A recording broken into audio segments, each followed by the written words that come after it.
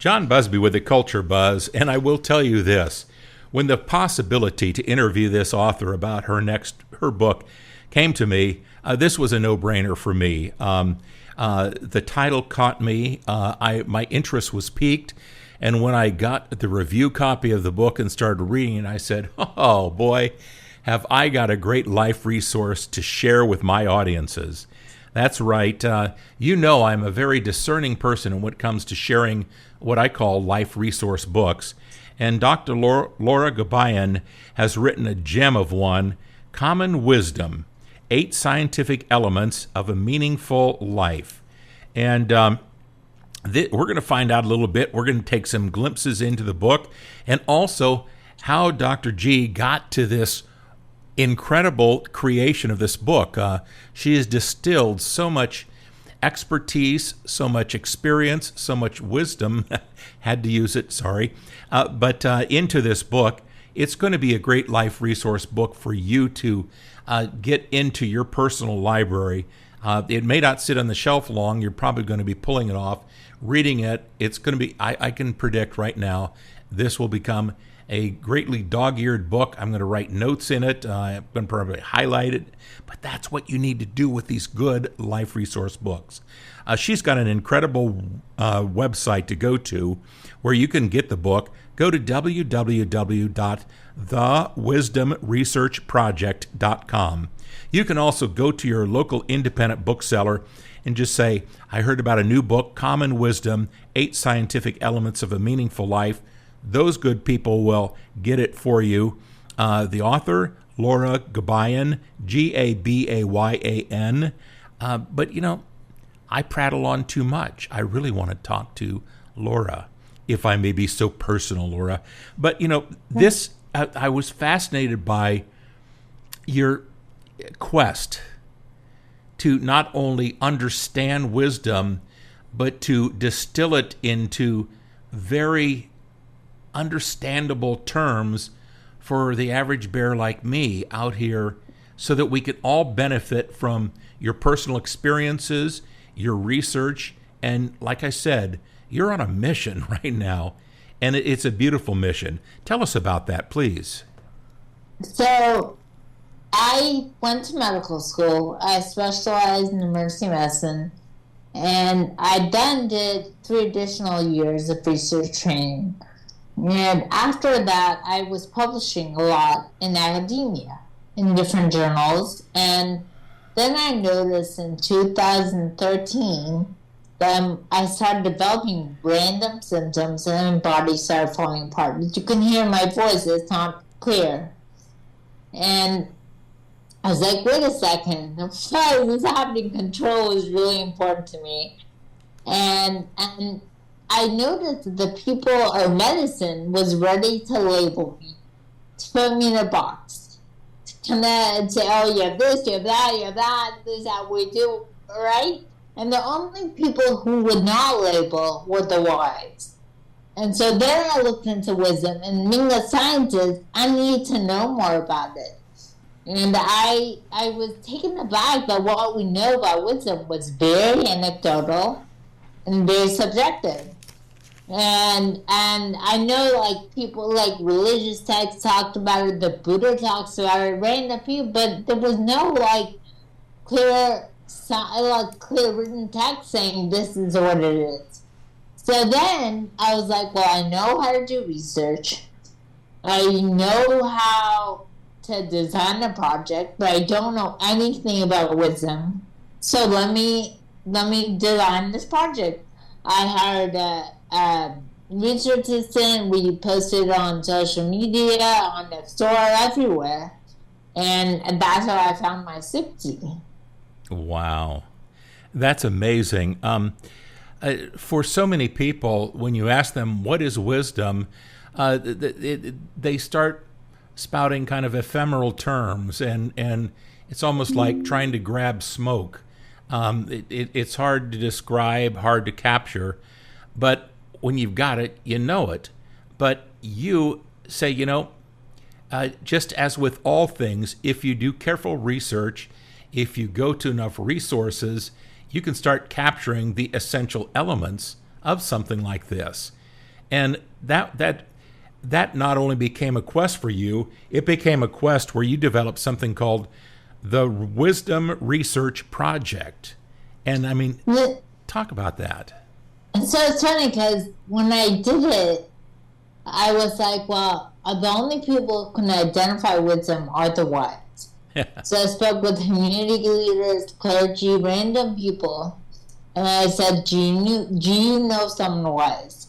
Because I definitely have gotten, I think, the notion that 60 is not a lot, but you have no idea. I spent hours per week just to find one person.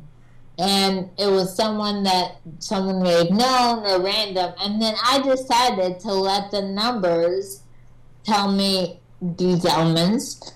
I started hearing similar stories at around 20 interviews, but I being a scientist and wanting more, I interviewed up to 60. I was not happy with 20. And that is what a good scientist does, a good researcher, especially with your medical background and your passion for discovery. I have a feeling you have an unquenchable thirst, but I am glad that you decided, okay, I can capture this and I can share this with the people out there.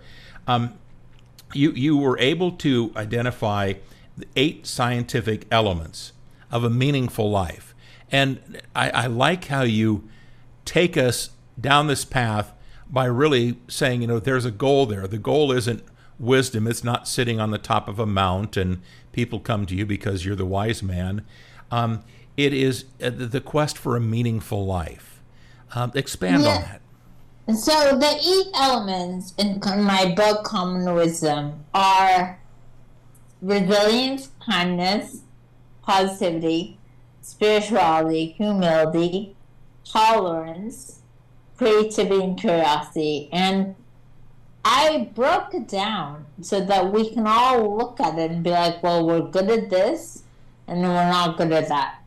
Like, I was born in the Middle East, for example, and kindness was viewed as weakness where I came from. But that was my second element. And the people I spoke with, it was an important part of their lives. Being kind to mankind, being kind to themselves. It was just important to them. And my husband's very kind. So now I've just paid more attention to being kind. Or spirituality is what my 4th element. And it's something, as a scientist, I didn't grow up with. I always believed that if you can't see it, or if you can't measure it, it doesn't exist. And now I got the sense that, well, it was an element, but these people definitely believe that there's something bigger than them that's not physical. And it gives them a sense of peace. So my book was more about kind of relaying what they had to say than anything else. Wow. And this is, as my grandfather used to say, this is why God gave you 2 ears and 1 mouth. Do more listening than talking. My guest is Dr. Laura Gabayan. She has written just a brilliant life resource book. I highly recommend it. Common Wisdom, 8 Scientific Elements of a Meaningful Life. You can find out more about the good doctor by going to her website. You can also get the book here. Go to www.thewisdomresearchproject.com. Guess what? You could also go to your local independent bookseller. Those people are fantastic to make sure that they get the book that you request into your hands just as soon as possible. Just say, I want Common Wisdom. And they'll say, we sell books here. No, with a book. It's by Dr. Laura Gabayan, and they will help you out right away. This would be a fantastic book if you really want to stimulate the conversation in your book club, or just say there's a group of friends you have together. This is a great opportunity to broach subjects that we don't always get a chance to broach, especially when you have such a well-crafted guidebook as Dr. G's. That's all I can say about that.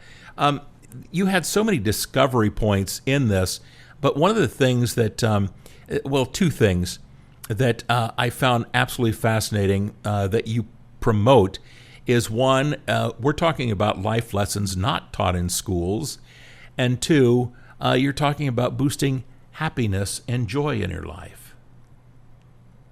You know, it's funny because as I noticed, a lot of the people I spoke with they had overcome huge obstacles, like huge. When I say big, I say so big that a lot of people would not bounce back from them.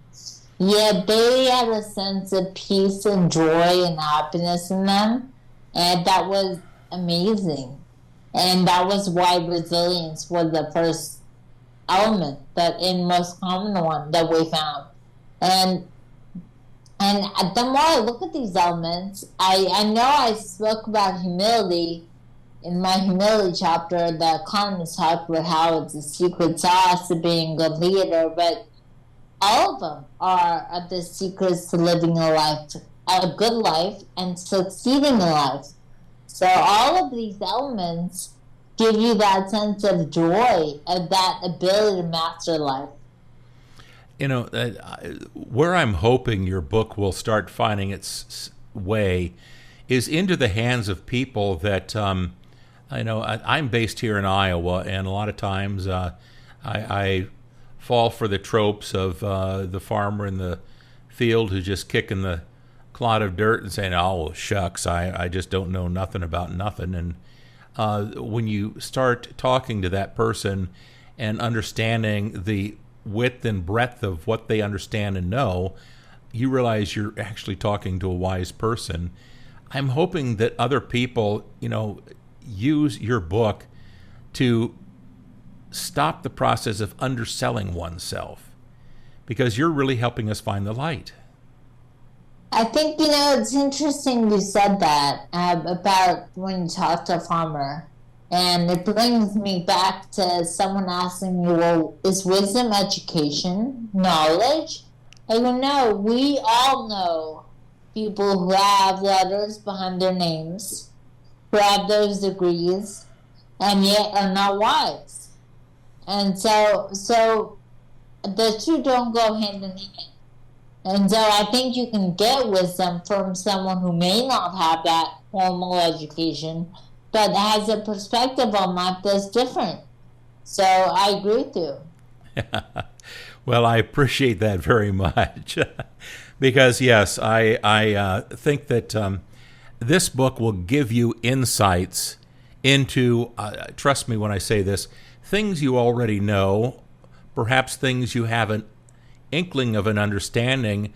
But what Dr. Laura Gabayan does is she clarifies it into 8 scientific elements that will help you achieve that meaningful life.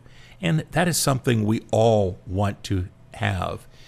This is something to share. It's something that should be discussed in your home. It should be part of an educational process, because this is really where the heart of living lies, is in this kind of wisdom. And it isn't common. Yes. Yeah, and as you said, you mentioned it a few times, it's like a mentor. It's like a friend. Yes. It'll stay with you for years. And who you are now will be different than who you are in 10 years.